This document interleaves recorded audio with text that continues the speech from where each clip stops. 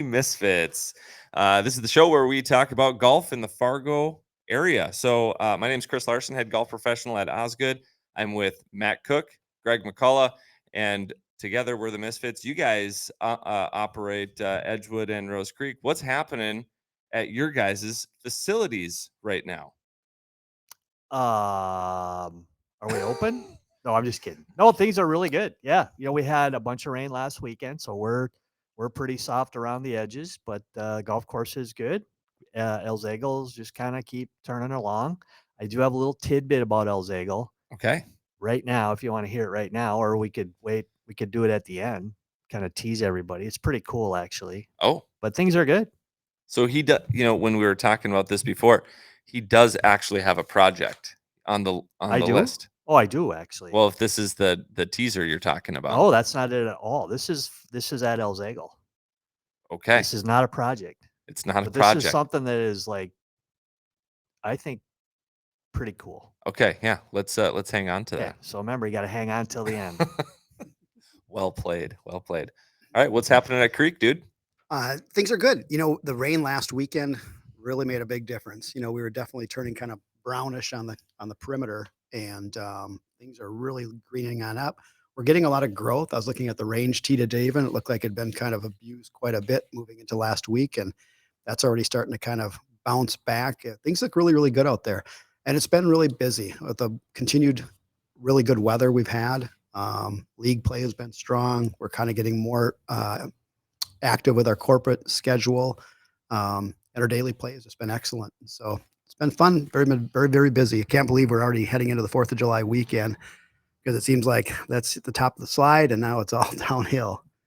Yeah, it's a little depressing right now. I mean, thinking that the days are getting shorter, and the golf courses are kind of, I would say right now, peak performance. Osgood is fantastic. The driving range is getting absolutely annihilated, but thankfully we got a pretty big range tee, so we keep stepping it back. Thank you, Ryan Stahlberger, for making sure that that place is in tip-top shape. We are absolutely rocking and rolling with rounds. Green speeds at Osgood. If you haven't played Osgood in a while, that new tournament roller that we got this year is super fun. I should actually upload a photo of or a video that we've got of our superintendent running that greens mower or the roller, because all of that undulation that we've got out at Osgood makes it really, really spicy. That's got to be like So, a fair ride. yeah, it's pretty crazy. So, um, it's fun. They're fun to putt on. They're super smooth. Thank you everyone for repairing ball marks. Just a little PSA, please, please, please. We want to keep the golf courses as good as possible. Big greens and a lot of slopiness makes it a lot of fun out there. So rounds are crushing it right now. And as far as league is concerned, uh, we're still kicking there. We don't have any league play going on the 4th of July week.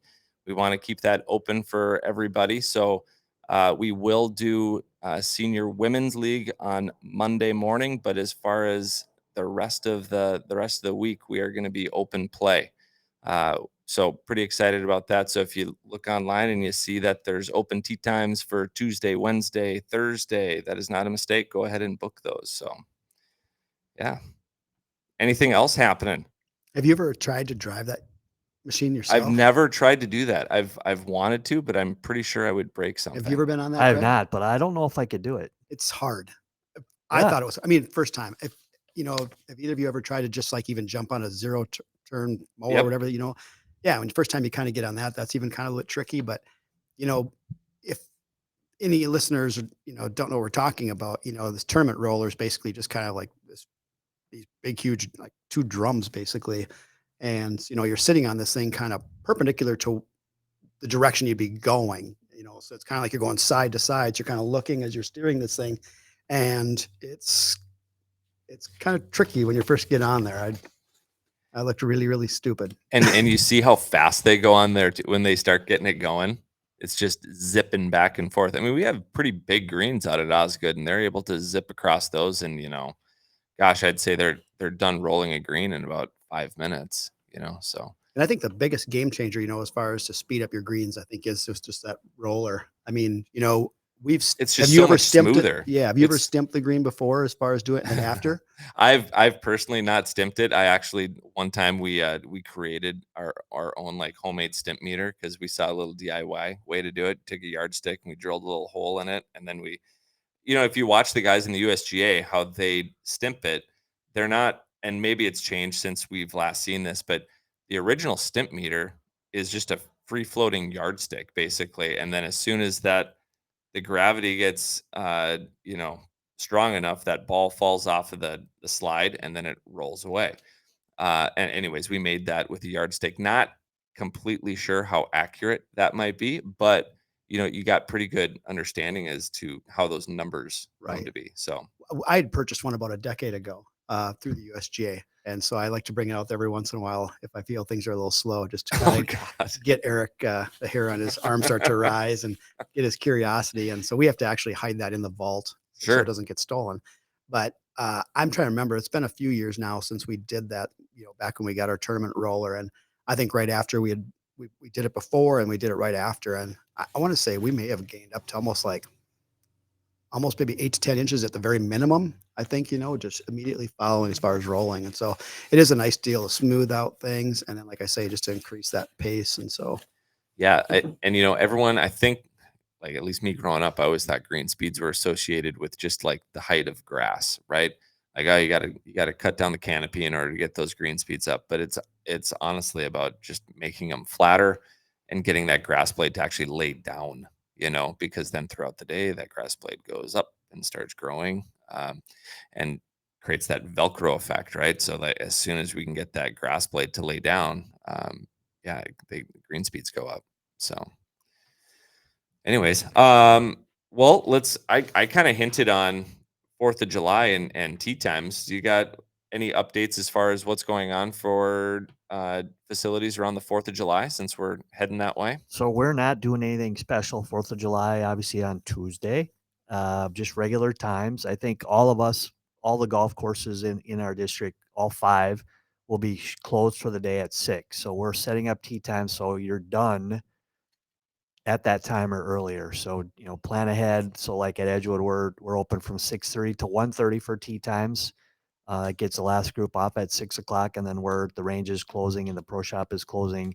El Zago, the last tee time is at 4 o'clock, and again at 6 o'clock, we'll be closed so we can celebrate the 4th of July. yeah. And traditionally on the 4th, we've been pretty slow in the Yes. afternoons. Yeah. And so that's part of the decision. Yeah. Just to get away. Right on. You guys got any big plans for the 4th? You guys gonna shoot off some bottle rockets in your driveway or what? I'm not much of a 10 kind of fingers, fireworks 10 guy, toes? honestly. Yeah, for some reason I never got into fireworks either. Our neighborhood gets a little active. We have a pretty young neighborhood now. It's kind of turned over, but personally, I don't have any grandkids or anything, and my kids are 30, so they don't live here. We were I took Evie and 80 up to the chipper last night it was like 9 o'clock, but we still had a little bit of daylight. And there were a ton of fireworks going off right next to the chipper, not on Fargo Park's property. It was just right around the Sure. neighborhood, and it was actually kind of fun because we were the only ones out on the putting green, and then there's these fireworks going off, and it was kind of like pretty fun actually. I liked it a lot. So, anyways, people are definitely in the spirit.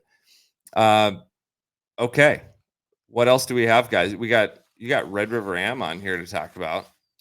Yeah, I thought that was kind of a Do you wanna fun hit that? weekend. We kind of touched base about it last time, moving into the Red River Am, and it's become an amazing tournament. It's always been a great tournament. Back when it was a KX Amateur, and I think they've just continued to improve it as far as with the quality of field that they've been able to bring on in. You have to correct me, but I think they had the tournament represented over 24 colleges or something like that. 27. 27 men played at college, and I think there was 8 colleges represented by the ladies. Wow. So just a great field. I mean, I think there was 6 NDSU players alone. So it was nice to have a lot of the local talent. The weather was challenging. It was we got rain Friday, Saturday, and Sunday, I believe. Challenging's an understatement. That was Right. brutal. It really was. And boy, I tell you, kudos goes out to like Chris Howell, and I don't know who his superintendent is now, Right. Ryan Ingalls. Ryan Ingalls. Ryan Ingalls, and his staff. I mean, you have conditions like that, and you're trying to run this type of a tournament, and there are so many different decisions to be made, and so many different implications from that. And those are they're just not decisions I would prefer to have to make. It's really difficult because you're trying to think of like one as far as the golf course, two as far as as far as the competition itself and the players, safety, um, fairness, equity. There's so many things are brought into it, and it's just such a difficult deal. And I thought, Chris and his staff did a very good job as far as doing those decisions, and Ryan and his staff to be able to get us back out on the golf course through multiple delays. It was difficult, and the golf course, is not a long golf course by a lot of the players' standards, but they had it tipped out on a couple of those occasions, and with the wet conditions, I'm sure it played, significantly longer. But overall, I thought it was very, very well run. I talked a little bit before about how I thought the production is a challenging thing to begin with on great weather. Yeah. But once again, now you throw in the difficult weather, and you run into a lot of obstacles there as well. And so it was hopefully the broadcast went well, and they had some people kind of following and watching. It was enjoyable once again to do it, just challenging. Did you guys get some comments in the golf shop about people that watch the coverage? And Yeah, I think everybody enjoys it, yeah. and they should. You're talking about 13 hours of live coverage from a local golf tournament. And like Matt said, kudos to Stacy Anderson and his crew, because we get to see what is actually happening and what's going on behind the scenes. And it is the amount of work that the camera guys have to do is always, but in this event where it was raining and not raining, and equipment was failing because it was getting wet, and they were fixing it, and they were doing all types of stuff. Um, Big shout out to them. And Yeah. Dom Izzo coming in for 3 days is, Dom, this was his first live golf announcing deal. It was kind of a bucket list thing for him because he hadn't done golf outside, and he's tremendous. Like he is in everything. But I mean, that whole crew to put on 13 hours of live coverage during the events that they had. I mean, even if it's perfect, it's not an easy deal. But to do what they did was really cool. I wholeheartedly agree. The coverage, to be able to continue coverage in those conditions. I mean, there had to have been times where all of us in that were like, okay, but we got to pull the plug here, because like what can we do? We're in our second weather delay. Players are potentially, that there was times where I didn't know if we were going to have all the cameras working, just out on the golf course, because we were losing cameras so quickly due to the conditions, and people were just working their tails off. And then you go the trailer, the Bison trailer that had like all the monitors, and that's like watching um it was just insane how many different angles they had going on all at once. And then you got Stacy Anderson running show and being able to like move things around, and then being able to cut in highlights. That gave me like serious anxiety just watching all of that happen, but he does it like so smoothly, and it's so clean. I think one of the coolest parts being in the truck and watching all that stuff happen was towards the end, when so Becca Cheddar ends up winning for the women's championship, and there was a highlight where she made a birdie on 11, right? She sinks a nice putt on 11, and they had that pulled on a highlight reel. Well, then when Logan is doing the interview at the end for the championship, she's interviewing the Becca with the trophy and everything, and they're talking about her round and how well she played. And then she talks about hole number 11. Stacy's able to pull in that highlight, and she talks about that highlight. Like that's kind of the stuff that you see on PGA Tour type stuff. How seamless all that stuff runs together. And Stacy just like cue this, cue that, boom, boom. I'm like, whoa, that was like, to me, that was like magic. And maybe to a viewer that's like, oh, that's really cool that they did that. I'm just floored by how seamless they can make that stuff look. So yeah, I whole new level of respect every year we do this, and how professional everyone involved is behind the scenes. I think they just do a tremendous job. So yeah, it's a good year. It's a good experience every year. And man, speaking of, the tournament, Josh Galvin from NDSU, He played a different golf course. it Had to was have played a different golf crazy. course. He had rounds of 66, 67, 66 in those crazy conditions, which was 14 under. And I don't remember history, so I don't know exactly what low score has been like in better conditions, but to shoot 14 under, but to show you how impressive that is Ian Simonich, his teammate, who's an amazing golfer himself, grew up basically playing Morehead Country Club, so knows the golf course very, very well, shoots 4 under. So Josh wins by 10 shots. That's kind of when you know, wow, you That's were a playing a different decisive golf win. course. Yeah, and I, I can't speak to the history of the golf course as far as the low score. When I was there, the lowest score from the back tees was 66, and the competitive course record was 66. I don't know if anything has changed there in the last few years, but to my knowledge, certainly the competitive course record is still 66. So to be able to do it twice, twice in one event is insanely impressive.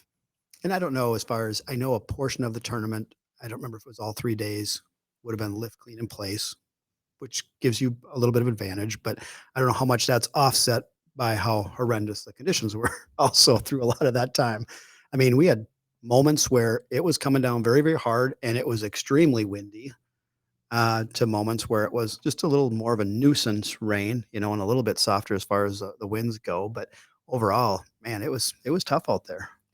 Okay, so we had some conversations about this after the tournament wrapped.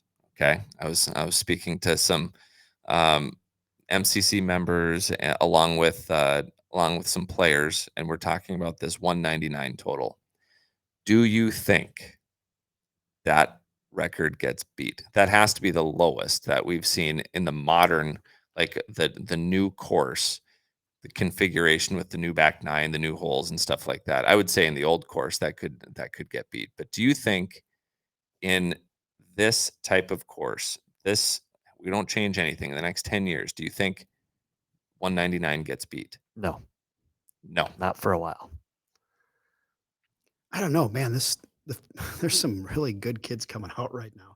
I'm just even watching like some of the stuff like out in the Soda series, which is a series of Minnesota section puts on, and seeing what some of these kids are shooting some of these golf courses now. And it just seems like they're getting better and better, and the number of people that are shooting amazing scores is getting better and better. And so it's like, I mean, shoot 14 under in those conditions. Like I said, I don't know as far as the way the rules being played, if how much influence that had, but Yeah, do you think 199 is a great score. it's an amazing score? But I'm just looking at it, 66, 67, 66. Could someone go deeper?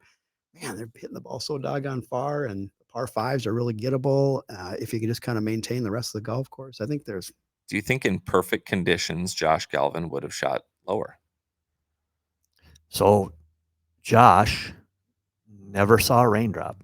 Now I do have confirmation he did play in the rain a total, I believe it was a total of 8 or 9 holes. He did play in the rain. So that would have been Saturday. That had to have been Saturday. Yep. Okay. However, far less than like Lucas what was it? Federal. Lucas Federal. Federer. I always struggle with that last name. Federal. Yeah, because he he either played at like he either pegged it up at like 6:30 p.m. or 6 o'clock a.m. the whole time. So, but yeah, I mean, what do you think? Do you think in perfect conditions he can take that any lower? I mean, there's always a chance to take it lower, but I Yeah, mean, I do believe that pig clean in place is an advantage, 100%. and but it would depend on the setup of the golf course, in my opinion.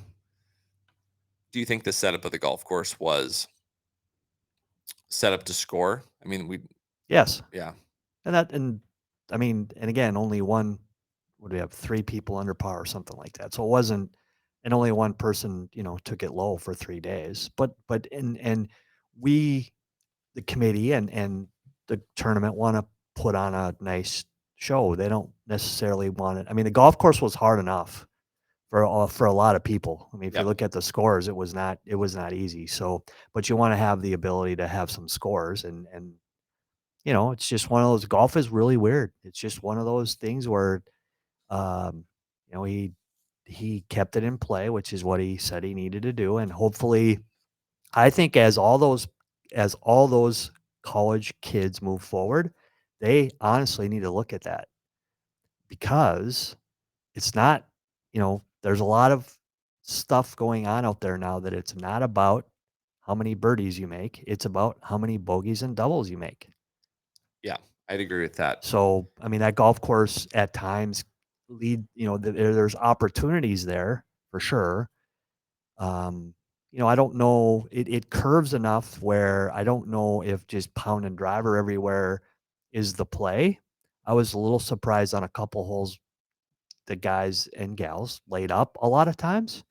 But it would be that's a good score. I mean, that's if you look in the past, that would be a Bill Israelson like score because Bill shot those scores. So hopefully Josh can move forward from this and continue, right? I mean, have some confidence and continue this good play.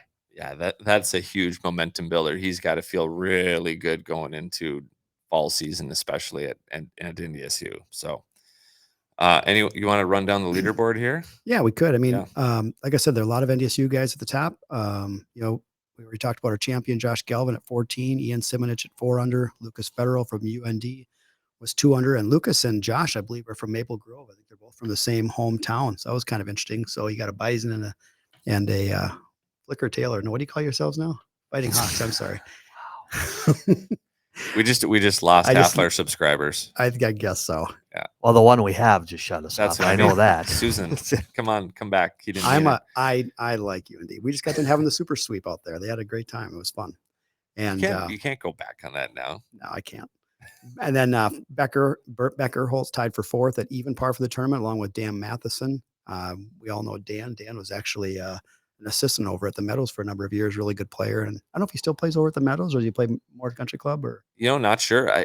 Last I knew Dan was like living down in Arizona, but I don't know if he's in town now or what. But man, the dude could just roll the rock like he was putting lights out. It was fun to watch. I'm gonna watch So smooth. Especially Sunday because he was in the last group. I'm gonna watch him putt because I'm not kidding you. Every putt he hit either did go in or hit the hole or looked like it was going in, no matter what. Right to left, left to right, uphill, downhill. So he's whatever he's thinking or not thinking, and he's cross-handed, and there's a lot of things I think better players can look at other players and see what they do very well. I mean, not everybody's the same, but if you look, I mean, there has to be an art in putting, in my opinion. All the best putters in the world have a little art to it.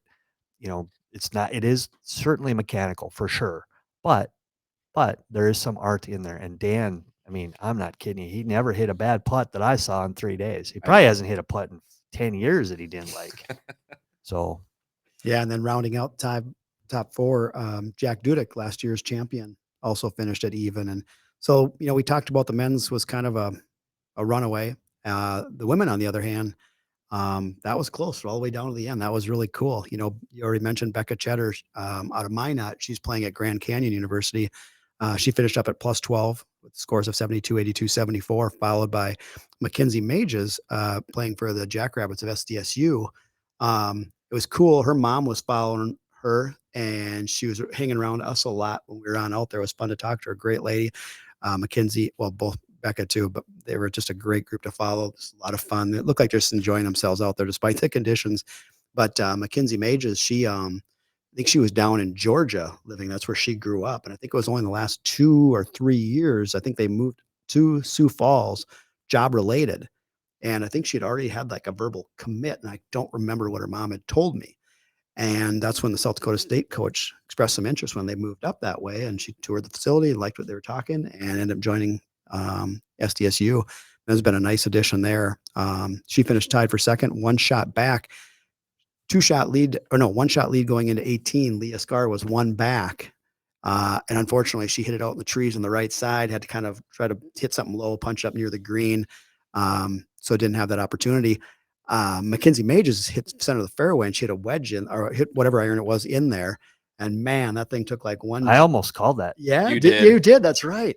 It took That like one was hop. Swami stuff. That was pretty impressive. I thought it was going in. It finished probably what, maybe 18 inches, 2 feet max as far as away from the hole. So she ends up making birdie, but unfortunately she was going into that hole. The fish is plus 13, second place, followed by 2022 champion Leah Scar at 15 over. And then Greta MacArthur, who was a Shanley product, who's now going to Bethel, finished at plus 20. And then Avery Bartles out of Kindred High School, be entering her senior year this year. She finished at fifth at 21 over. So very competitive once again. Some great women playing in that field. And then the senior champion, Dan Elton, won plus 12. So Dan's been around and been a competitive player for a long time. So that was really cool too to see. The neat thing going forward, it sounds like they're going to be putting a lot of energy into growing that women's division. The focus there is, I think this year the field was, what were we, like 24 or 32, somewhere in there. Numbers wise, I think we were close to like 19, 19, something I like think. that. Okay. But it doubled from last year. Correct. So Yep. And then they're trying to double it again from what I hear. So if we could get to 48 there, that would be, that'd be pretty cool. And obviously seeing all the collegiate fanfare out there. That's the part I really enjoy is when you go around. That's always the greatest part about going to the Pine and the Birch and stuff. You go around the putting green and you just pick out all those college bags and you're like, holy cow, someone from UNLV is here. Like, that's pretty neat. When you see people making that trip back and yeah, the field continues to get just super good. So yeah, kudos to the Red River Am, kudos to MCC, kudos to Goose, kudos to the committee, WDAY. Holy cow, that was a heavy lift and it was fun. It was a lot of fun. So we have some pretty special news coming out of Holly. You told me this last night and I did see it on Facebook. This is incredible. Like, have you heard about this before? Not like ever happening like gosh, I don't know if I've ever heard it happening before in one magical 4-hour period. You hit this up, Cookie. You've got it on here. Set the scene. Yeah, Be the storyteller right now. Well, I tell you, this has been a different year. I've been following, the Facebook pages of both, Edgewood and Osgood and seeing that you've had like a 8 or a 9-year-old, a 10-year-old, Yep. something like that, making hole-in-ones. That's been awesome. We heard about the story. We talked about the story of Coy Popacek out at Rose Creek on that par 4. That was crazy. And Cody Aldinger, who are friends of both of us, all three of us, and he's a very avid player. Plays a lot of golf. He lives down in Holly. Plays a lot of golf there. And Wednesday night he was playing out at Holly, and a lot of times he's going out with his son Braden, who's going to be a junior at Holly High School next year.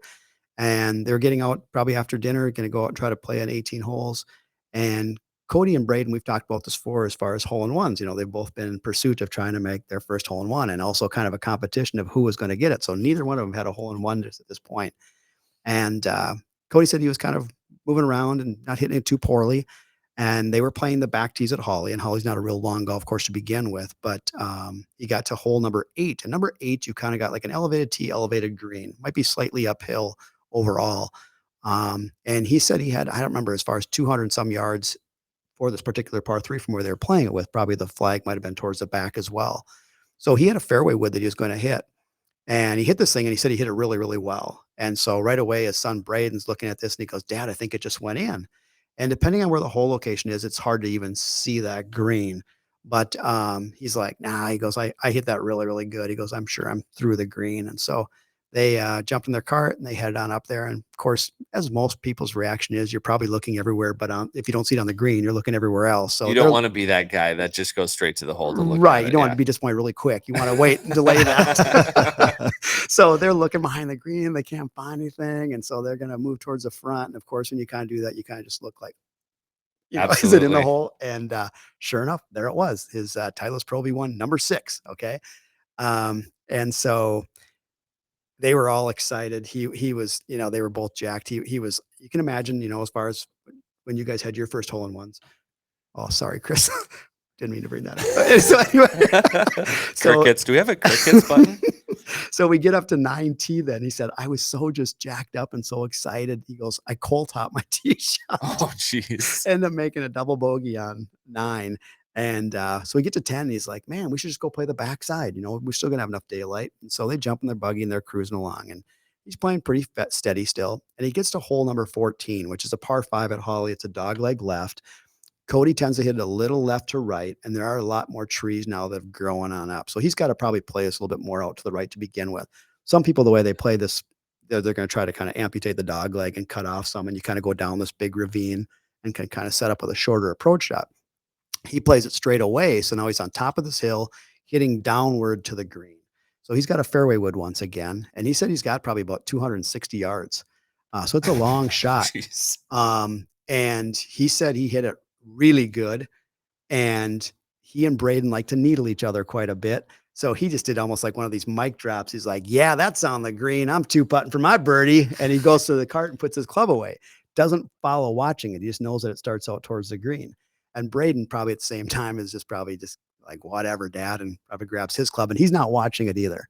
So they head up to the green once again. They're like, what's the deal? It's not in front of the green. It must be over. So they're looking once again back behind the green. Can't find it anywhere. So they do one of these once again, walk across the green, kind of peek in. Cody replaced the new golf ball with a Titleist 6 once again. It's in the hole. So now he has had an ace and an albatross in the same 18-hole round. And so that to me was just quite amazing. I mean, it's got, I don't know, I haven't even looked it up, but I mean, He posted it online, like the odds of it, and it was like so many zeros. It was unbelievable what the odds are there. Yeah, it was like I thought it was like 72 million or something like might have been that. billions even. Billion? I think it was Okay, even yeah. billions because it's like, Well, and he did it with 2 fairway woods. yeah. And we're not talking about Was it- 100. We're not talking about 100-yard par 3 and then you hit 7 or 8 iron into the par 5. He hit fairway wood to both. Correct. That's crazy good. What, and was it the same fairway wood? That I'm not sure. I can't remember what he carries in his bag. I'm guessing it may have been, but I'm not positive on that. And so, yeah, so Braden, of course, his son, he's like, man, dad, you beat me to the first hole in one, and now you beat me to the first albatross. He goes, when am I ever going to beat you? And so it was really kind of a cool moment. Cody had texted me after this. I had already passed out on the couch. I was tired. And so I didn't get it until the next morning. So then I waited a little while to call him in the morning. I said, Cody, can you do me a favor? Can you go get me a lotto ticket? Yeah, right, exactly. So here's what he posted on his Facebook. It says the odds of making a hole in one, 1 in 12,000. The odds of an albatross, 1 in 6 million. The odds of doing both the same round, 1 in 72 billion. Billion. Wow. Yeah, That's so insane. It just kind of prompted me just to send a text real quick to Jeff Kolpak and said, hey, Jeff, here's another crazy story for you. If you want to follow up, go ahead. And he called me shortly after that. We talked a little bit. And I gave him Cody's contact. I said, you should really just listen to his story. And, you know, it's just one of those things that you hear some crazy stuff on Golf Digest. I mean, I think I've read where people have made, you know, multiple, meaning like 2 hole-in-ones maybe in the same round. Crazy things where maybe a person in the same group, there was like 2 people made a hole-in-one in the same hole and wild stuff like that. I just don't know if I've ever recalled, and I know I'm sure it's happened. I don't know how many times, but that someone's made both, but that's pretty crazy stuff. Yeah, that's really cool. We should get a hold of Cody and have him walk us through it. That's just really cool. So hey folks, if you haven't done so already, click subscribe and follow us on Facebook and YouTube. Also, you can catch Muni Misfits on Spotify if you want to catch us on the ride home. That's great. I actually just started listening to us just to, you know, hear what our audio is like, and it was actually listenable. Like I feel like the content was not awful. So way to go, guys. I did have a friend of mine who found us on Spotify, said, Spotify changed my world. I can listen to it on the way to the lake. Oh, So there we go. but is your friend listening to us, or are they listening to, like, you know? He's listening to us. Oh, wow. Yes, he found us. That's incredible. Yeah. Well, I think that if you haven't done that, then you also need to go over to fargogolf.net and check out all the 5 golf courses in the Fargo Golf family. You can check out what events we got going on. You can see the league information. You can check out all the rates and policies and all sorts of fun stuff, along with schedule your tee times. So right now, with the holiday week coming up, you want to make sure that you schedule those tee times 3 days in advance. They're booking fast. Golf courses are looking good. Go ahead and enjoy Fargo Golf this holiday week. So what else do we got to add? This is a solid show. So I'm gonna go back, right? Oh, I've got the my little tease. tease. Just before you tease, I just want Yes. to show one more kudos to Okay. like Tom Porton, Jack Yep. Oh, yeah. Powers, Yep. Christian Stensgaard, our 3 assistants. We've been having this Discover Golf that we've rolled out this year. And it sounds like it's been going really, really well. This is a great deal. Our numbers turned out to be not too bad. It's awesome. Kudos to the parents as far as in the 9U and 12U have been showing on up to support their kids, assist with the program.